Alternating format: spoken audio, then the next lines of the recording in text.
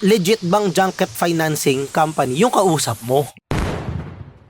Sa amin, boss, matindi. Bakit? 12% per month. Bon, laki nun. Bakit alam ko, no, na scam yan? Bakit na alam mo, insan? Ako, minex-mex yan. Nag-mex-mex ka na ata sa ganyan mga investment scheme, insan. Sobra na yan, ah. Yun na nga, insan. No?